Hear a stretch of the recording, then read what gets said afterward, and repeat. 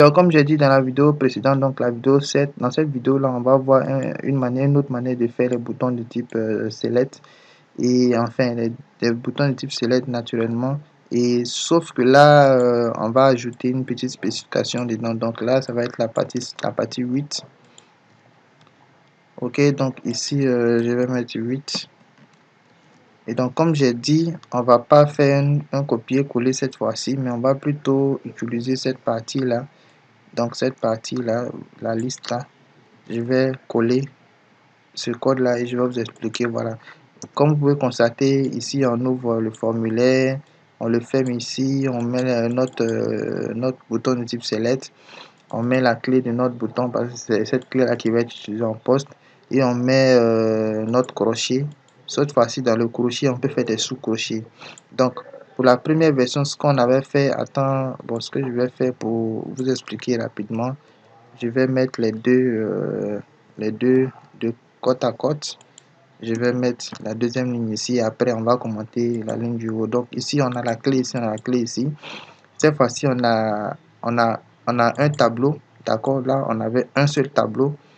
Mais cette fois-ci, on a notre premier tableau et dans le tableau, on a des sous-tableaux. Donc, ces sous-tableaux-là, regardez ça en fait, ces sous-tableaux-là comme les tableaux qui sont ici. D'accord? Donc, ce qu'on fait, on a notre clé ici qui est pareil que là et on a notre valeur. D'accord? On a nos différentes valeurs. Ici, on a la clé qui va être utilisée que je peux changer. Donc, ici, notre clé ici, on va mettre H. Ici, on met homme. Oups. On met homme. Oups. Je vais mettre en minuscule. Et là, je mets homme comme ça.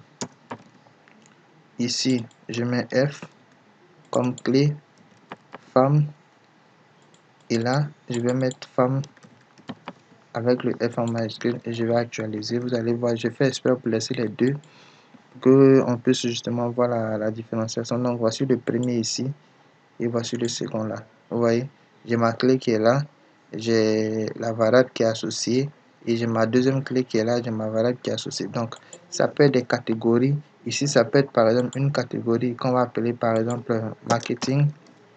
Ok, donc dans marketing, ici, on a, soit dit en passant, ok, dans marketing, ici par exemple, je sais pas moi, on a la publicité digitale, publicité. Ici, je vais mettre publicité digitale. D'accord. Ici, on aura une deuxième catégorie, par exemple, qu'on va appeler, je sais pas moi, une deuxième catégorie qu'on va appeler musique. Enfin, c'est des tests. Donc ici, on va appeler, je dis n'importe quoi, une chanson. Et là, toujours en minuscule, les clés. Et ici, je vais mettre par exemple Serge Beno. Désolé pour les internationaux qui vont tomber sur cette vidéo là, je suis ivoirien.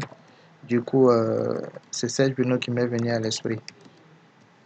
D'accord, donc vous aurez compris, je suis un fan de Serge Beno du côté de la musique, même si je reste un geek.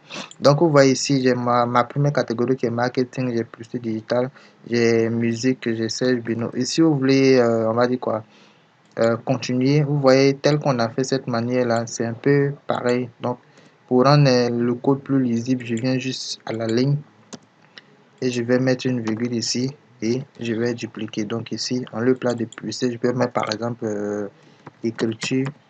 Et écriture ici, par exemple, je vais mettre un de mes livres que j'ai appelé le guide de la publicité digitale. De la pub digitale. D'accord?